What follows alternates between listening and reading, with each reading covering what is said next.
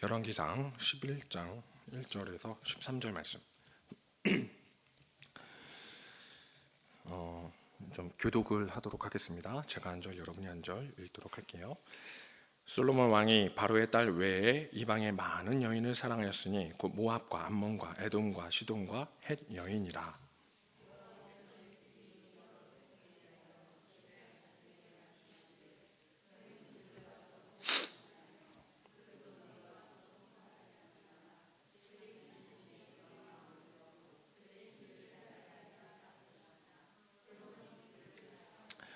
왕은 후궁이 700명이요 첩이 300명이라. 그의 여인들이 왕의 마음을 돌아서게 하였더라.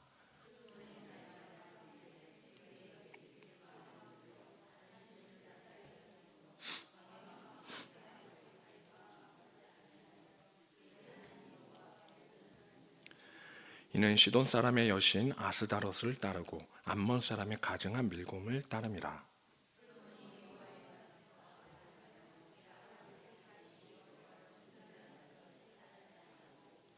모압의 가증한 그모스를 위하여 예루살렘 앞 산에 산당을 지었고 또 암몬 자손의 가증한 몰록을 위하여 그와 같이 하였으며,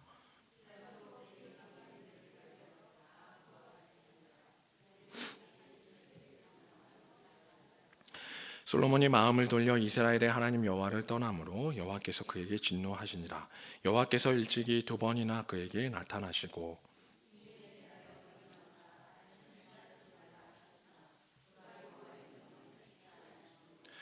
여호와께서 솔로몬에게 말씀하시되 내게 이러한 일이 있었고 또 내가 내 언약과 내가 내게 명령한 법도를 지키지 아니하였으니 내가 반드시 이 나라를 내게서 빼앗아 내 신하에게 주리라.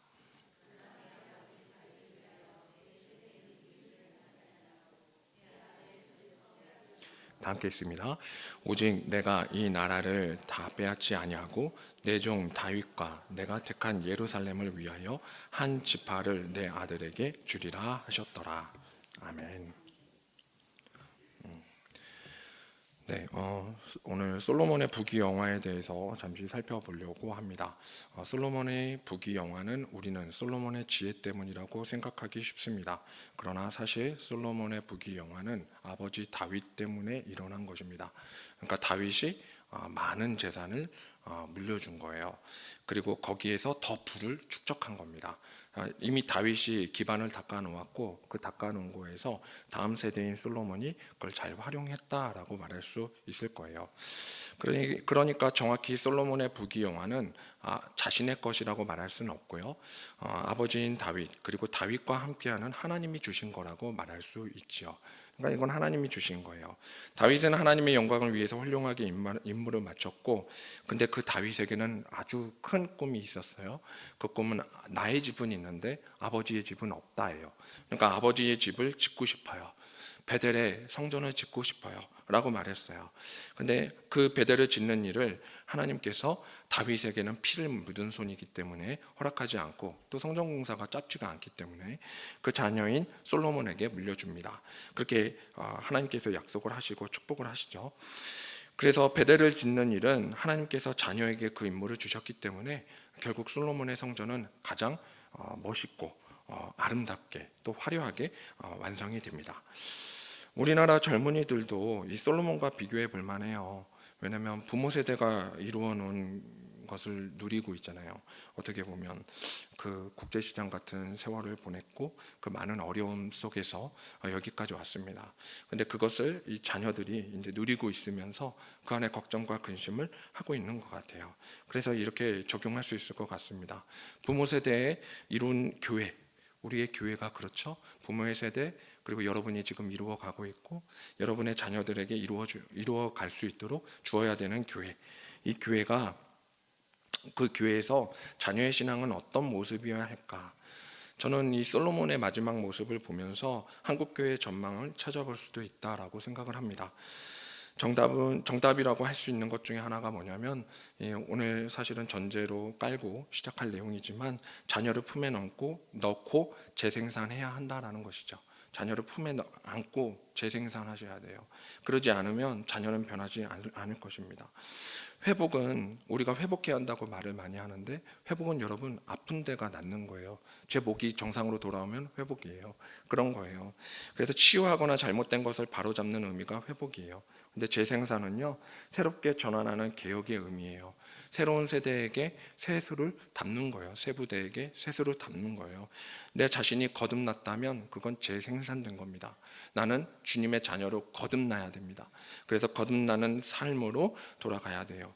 이 회복과 재생산이 합쳐진 단어가 하박국 3장 2절에 나와 있는 이수년 내에 부흥케 하옵소서라는 이 부흥이라는 단어예요. 오늘 저와 여러분이 이 솔로몬의 마지막을 살펴보면서 우리의 마음을 좀 정리하고 이 2024년 재생산하는 동상교회를 만들어 가시기를 바랍니다.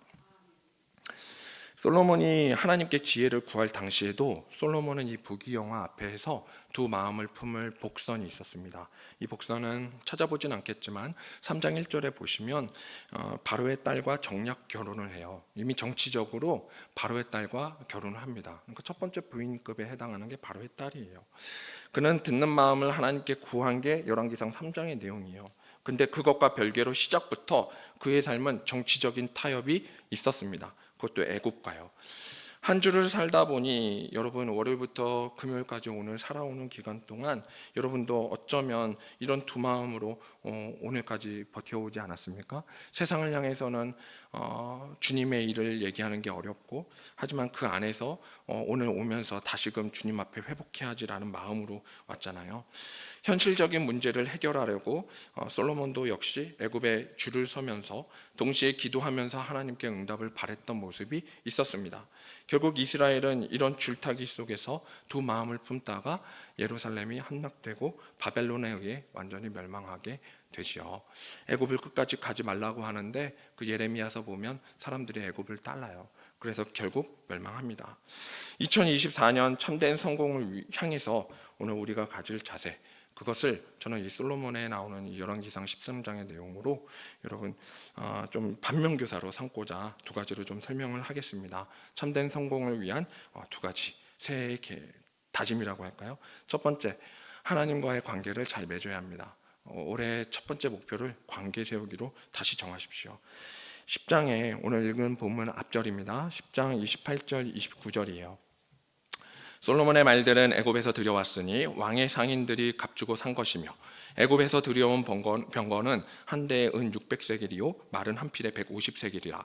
이와 같이 햇사람의 모든 왕과 아람 왕들에게 그것을 되팔기도 하였더라. 이 솔로몬은 애굽에서 병거를 모았어요. 이 이유가 뭘까요? 무역도 큰 이유예요. 근데 무역만 한 게 아니고 비싸고 좋은 전투력을 유지하고 있는 국가가 이스라엘이라는 것을 알려주기 위해서였죠. 병거가 많으면 하나님이 아니라 병거를 의지하게 되는 게 사람의 마음입니다. 여러분, 재산이 많으면 하나님 의지하는 그 마음도 재산으로 감사하게 되는 경우가 있죠. 이 병거는 메이드 인 이집트예요. 이집트산 병거는 알아주죠. 잘 부서지지도 않고 광야길에서도 덮치는데 문제가 없습니다. 말들도 얼마나 튼튼한지, 좋은 말들을 사용해서 그런지 이 병거는 정말로 흔들림 없이 끝까지 적을 추격하기에 아주 훈련이 잘 된 그런 아주 강력한 병거죠. 근데 이것이 문제가 되는 이유가 뭐냐면 바로 하나님께서 애굽으로 들어가지 말라고 법을 정하셨기 때문입니다. 신명기 17장 16절 17절 말씀인데요. 제가 좀 적었어요. 우리 같이 볼게요. 그는 병마를 많이 두지 말 것이요 병마를 많이 얻으려고 그 백성을 애굽으로 들어가게 하지 말 것이니 이는 여호와께서 너희에게 이르시기를 너희가 이후에는 그 길로 다시 돌아가지 말 것이라 하셨음이며 그에게 아내를 많이 두어 그의 마음이 미혹되게 하지 말 것이며 자기를 위하여 은금을 많이 쌓지 말 것이니라. 분명히 하나님께서는 애굽으로 돌아가지 말라고, 그리고 병거를 모으지 말라고, 그리고 은금을 많이 쌓지 말라고 말씀하셨어요. 그러니까 왜냐하면 홍해 바다에서 일거의 병거를 쓸어버리시는 하나님이세요.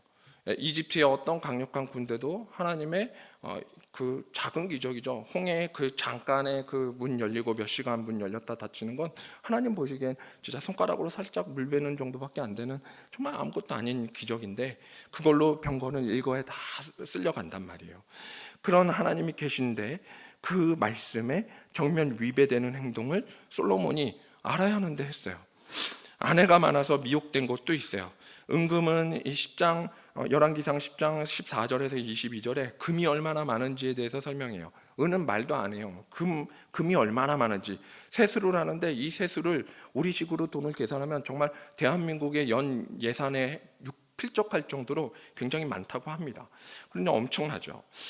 그리고 11장 3절에 오늘 본문이죠. 왕은 후궁이 700명이요 첩이 300명이에요. 합치면 1000명이죠.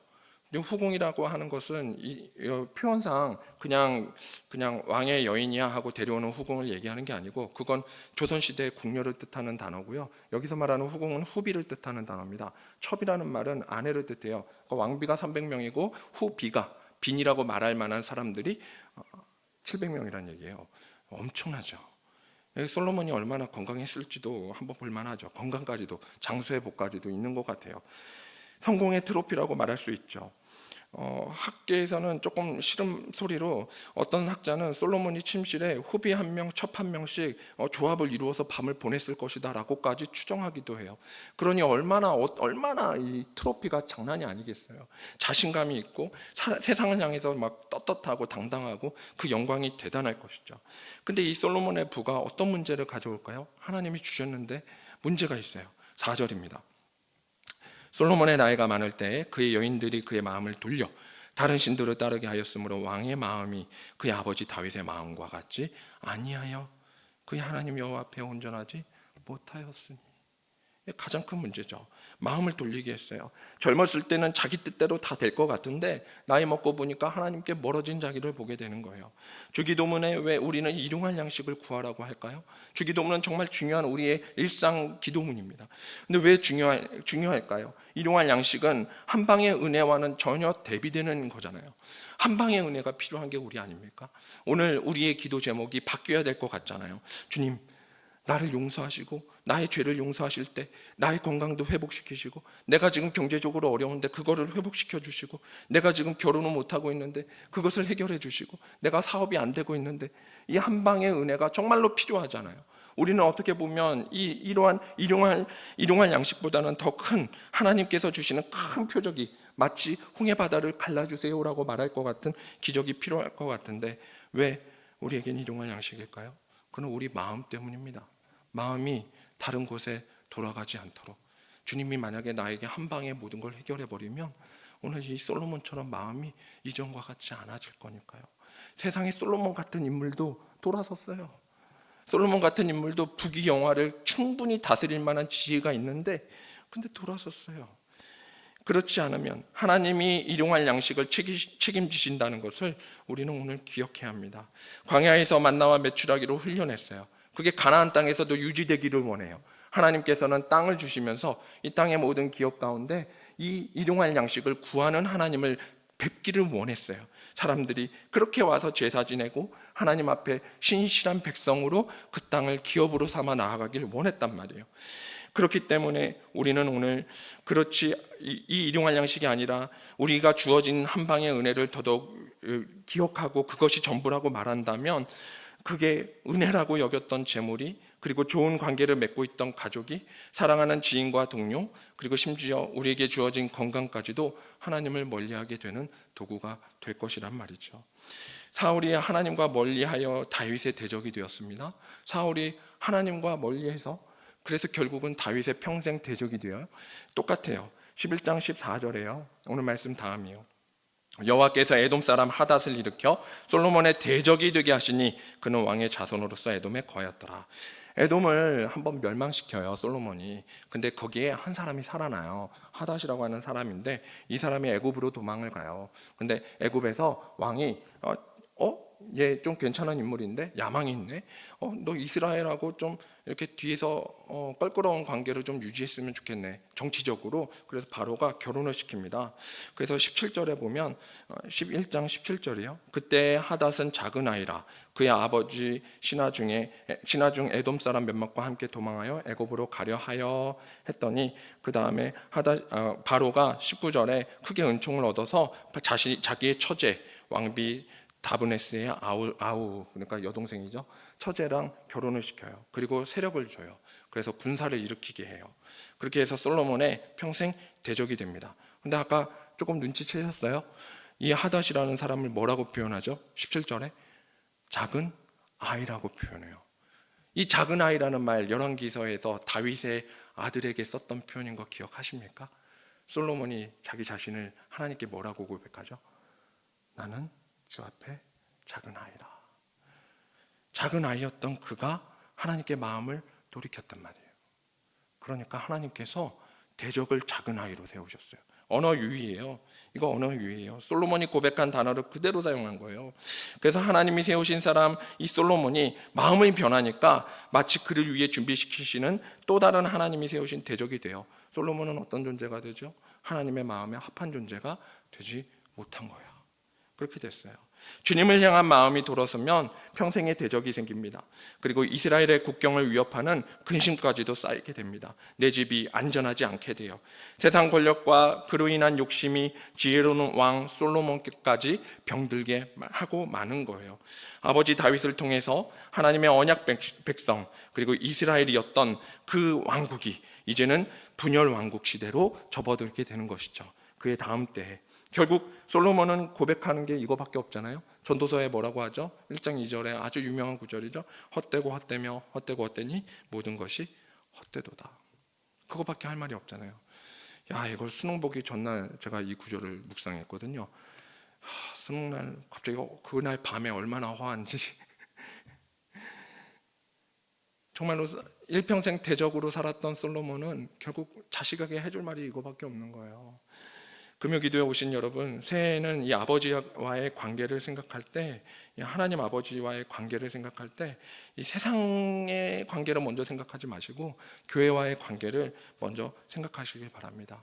여러분 취미, 여러분의 학업, 직장, 심지어 외로움이 동기가 된 그런 관계들은 분명히 한계를 맞이할 거예요. 그것은 일시적이고 잠시 잠깐입니다. 질리면 또 바꾸면 된다고 하지만 그 많은 관계 속에서 돌아오는 것은 또 다른 헛헛함일 거예요. 진짜는 영혼과의 사귐입니다. 주님과 날 홀로 두지 않으시는 예수님과 친밀한 교제가 있는 한 해를 꾸려 가시기를 축복합니다. 첫 번째고요. 두 번째, 아까 하나님과의 관계를 세우라고 했다면 두 번째, 이번에는 하나님의 진노를 피해야 돼요. 진노를 피하는 것. 솔로몬이 하나님의 진노를 받은 이유가 두 가지로 나옵니다. 먼저 두 번이나 하나님을 만났고 그때마다 경고를 하셨는데도 그의 마음이 절대로 돌아오지 않았어요.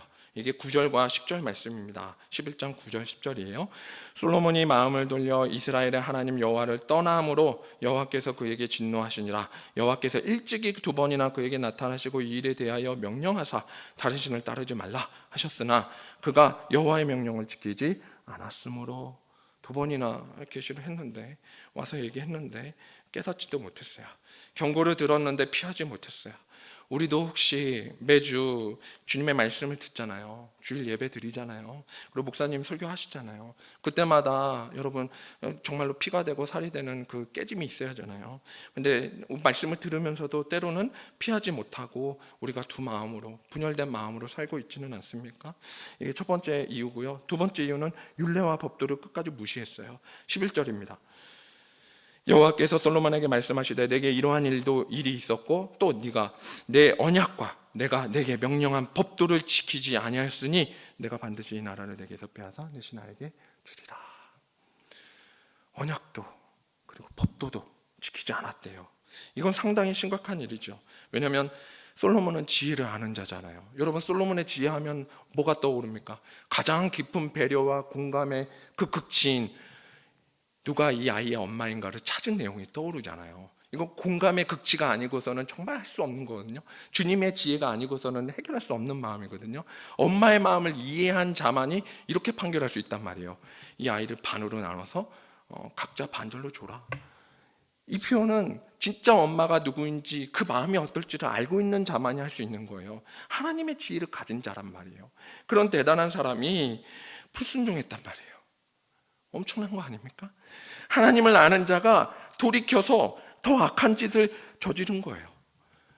끔찍하죠. 어떻게 보면 더 끔찍한 일이죠. 가짜 성공이라고 할까요? 솔로몬이 가진 것은 이 가짜 성공을 진짜라고 착각한 거 있는데 세 가지 한계가 있어요. 가짜 성공은 제가 세 가지로 좀 정리해봤습니다. 첫째 중독, 둘째 속임수, 셋째 착각이에요.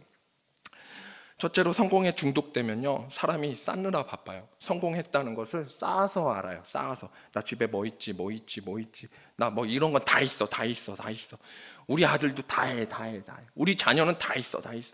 이렇게 쌓아가는 거예요. 솔로몬의 부귀영화는 솔로몬이 구한 기도의 응답이었어요. 그래서 부와 지혜만 줄 것이 아니라 부도 다 내가 이 세상이 전무후무한 부를 다 줄게 하나님이 주셨어요. 근데 기도의 응답인데 이것을 자신의 부를 쌓는데 중독되고 만 거예요. 두 번째로 성공함을 통해서 자신의 진정한 가치와 목적을 속였어요. 결국은 속게 됐고 자기도 속이고 말게 되었어요. 성전을 공사한 것은 7년입니다. 근데 여러분 아세요? 솔로몬의 성전은 7년이고 솔로몬의 왕국은 13년을 건축했어요. 그러면 성전이 더 돈 많이 든 거예요? 왕궁이 더 돈 많이 든 거예요? 계산이 나오죠.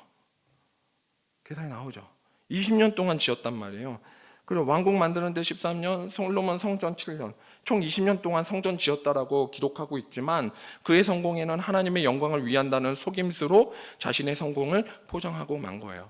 솔로몬의 업적은 솔로몬의 성전을 지었다예요.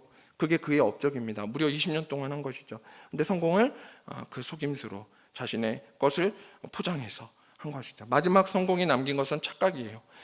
성경에서는 이 10장까지 이야기는 부귀영화가 영원할 것 같은 성공담으로 솔로몬의 부에 대해서 소개하고 있어요. 이게 10장 끝까지인데, 근데 11장 이후에는 열왕기상 11장 이후로 이제 분열 왕국의 조짐이 시작되고 솔로몬 이후에 분열 왕국이 시작이 돼요. 그래서 두 쪽으로 나뉘어요. 이스라엘의 영화는 끝나게 됩니다. 솔로몬의 성전은 지금 어디에 있습니까? 여러분 발견할 수 있을까요? 없죠. 돌 위에 하나도 남지 않았죠. 지금 있는 건 통곡의 벽 하나뿐입니다. 근데 이 벽은 솔로몬 성전 때의 벽이 아니에요. 헤롯 성전 때의 벽이에요. 예수님 당시. 그것도 그 100% 맞는지는 잘 모르겠어요. 저는 안 가봐서 모르겠어요. 아무튼 그렇단 말이에요. 남아있는 게 없어요. 영원할 것 같죠. 근데 그러지 않습니다. 가짜 성공은 진짜라고 착각한 가장 큰 이유, 그리고 이 중독된 이유, 속이는 이유, 이 모든 게 뭘까요? 이것은 이 성공 속에 자만심이 있었기 때문이죠. 사람의 마음은요 자만하게 됩니다. 작은 아이였던 솔로몬이 어느새 나이를 먹으면서 세상이 다 굽어 살펴지면서 자신이 자만하게 됐어요. 나라면 선악과 열매 절대 안 먹어. 아담이니까 먹었지. 이게 우리가 생각하는 의란 말이에요. 사람이 의롭다라고 말하는 경우가 이거란 말이에요. 마태복음 23장에 바리새인들이 이런 얘기를 해요. 그래서 예수님이 통렬하게 비판을 하는 내용이 있어요. 바리새인들이 조상 때에 자기들이 그 조상 때에 있었더라면 선지자의 피를 흘리지 않았을 거라고. 예레미야 피 흘리지 않았어. 이사야 순교하지 않았을 거야. 엘리야 그런 모진 고통 당하지 않았지. 바리새인들이 그렇게 얘기하고 있어요. 그러나 그랬던 그들이 끝내 예수님을 죽였다고요. 예수님은 십자가에 없이 하소서 했단 말이에요.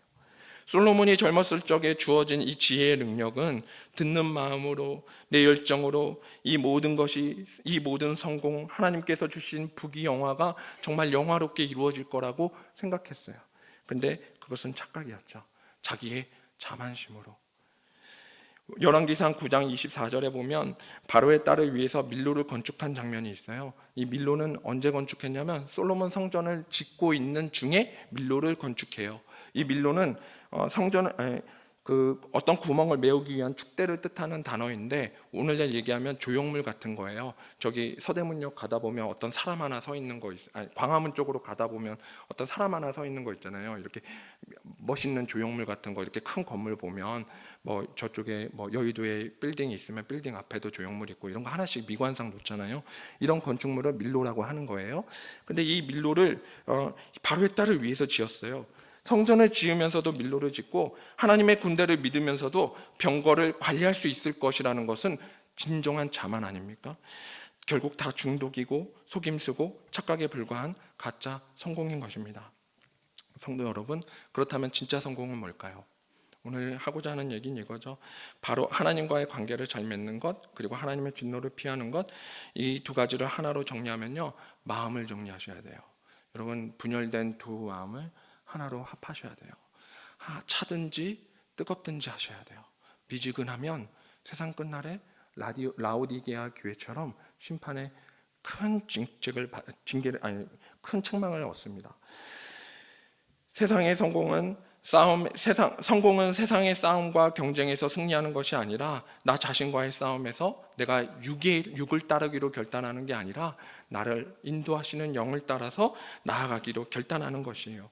그러니까 나 자신과의 싸움에서 승리하는 것이 진정한 성공의 시작이죠. 자신과의 싸움에서 육이 아니라 영을 따르는 사람들이 되자라는 것이죠. 그건 우리의 죄된 본성이 아니라 하나님의 성품으로만 해결할 수 있습니다. 부족함을 알기 때문에 우리에게 그 형상을 따라서 가장 사랑하시는 독생자 예수님을 이 땅에 보내주셨습니다. 그것이 성탄이고, 그리고 너무 귀하게도 성탄이 연말에 있으며 또 새해를 준비하며 나아갈 수 있는 것은 바로 그분을 다시 한번 사모할 수 있기 때문 아닙니까? 그분으로 회복되기를 원합니다. 그분으로 재생산되기를 원합니다.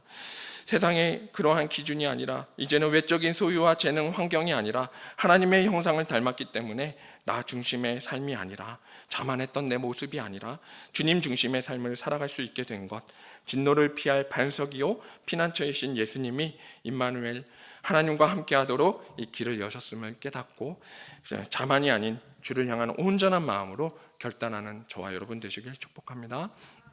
말씀을 마무리하겠습니다. 오늘 본문 12절 13절입니다. 그러나 내 아버지 다윗을 위하여 내 세대에는 이 일을 행하지 아니하고 내 아들의 손에서 빼앗으려니와 오직 내가 이 나라를 다 빼앗지 아니하고 내 종 다윗과 내가 택한 예루살렘을 위하여 한 지파를 내 아들에게 주리라 하셨더라. 솔로몬의 말년은 이 구절을 보고 나면 어떤 생각이 들어요? 솔로몬의 말년은 행복했을까요?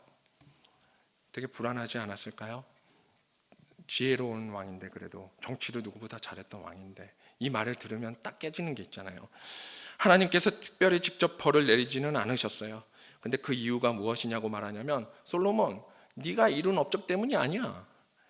너의 아빠, 내가 다윗과 하나 언약 때문이야. 얼마나 자기가 더 나을 거라고 생각했던 그 모든 업적은 아버지 다윗의 발끝도 못 쫓아가게 됐어요. 그러니 정확히 하나님께서 하나님의 영광을 위해서 솔로몬을 살게 한 거예요. 솔로몬의 말년은 어떻게 보면 저는 제가 생각할 때, 제가 이루었던 부귀영화가 있을 거라고 생각할 때, 제가 이렇게 막 내가 솔로몬이라면 이 말년의 이 구절을 보고 어떻게 살까 생각해 보니까 자신을 방치한 하나님이 보이는 거예요. 하나님께서 너를 철저하게 방치한 것 같은, 그리고 네 자식 돼봐라, 네 자식이 왕위에 물려받으면 나눠질 거야. 보이잖아요, 그 수가. 11장 26절에 솔로몬의 신하가 등장하는데, 이 느밧이라고 하는 신하가 솔로몬의 아주 중요한 측근입니다. 근데 이 느밧의 아들이요, 이름이 여로보암이에요. 들어보셨죠? 분열 왕국에서 북이스라엘의 초대 왕입니다. 그러니까 이 아들인 여로보암이 솔로몬의 아들인 르호보암과 맞짱을 떠서 나라를 이끌고 나가버리는 거예요. 그러니 솔로몬은 남은 인생을 대적으로 인해서 걱정과 고민으로 살아야 했고요. 그래서 전도서는 무엇을 적어야 되냐면, 아들인 르호보암에게 그리고 자신의 자녀에게, 다음 세대에게 물론 전해진 책이 되었지만, 하지만 자식인 르호보암에게는 필수적인 그의 지혜로운 삶 자체를 전해야만 했어요. 그래서 전도서는 정말로 지혜의 총집합일 수밖에 없었어요.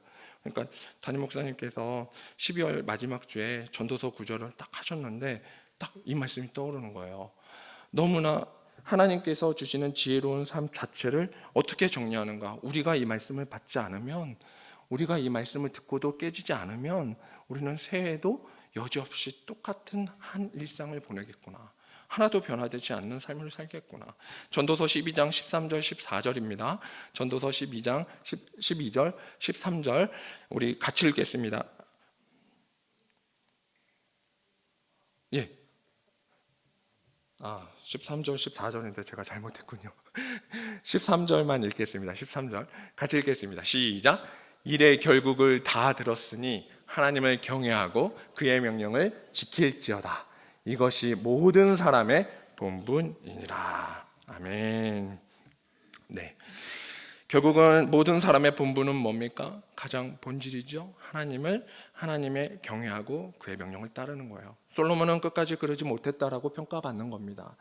지난 한 해를 보내면서 새해 여러분, 어떤 다짐도 없다면 하나의 일을 다 지켜보면서도 반복되는 일을 또 버리고 그렇게 한 해를 또 반복하고 있다면 우리는 전혀 발전하지 못한 채 한 살의 나이를 먹었을 뿐이 될 거예요.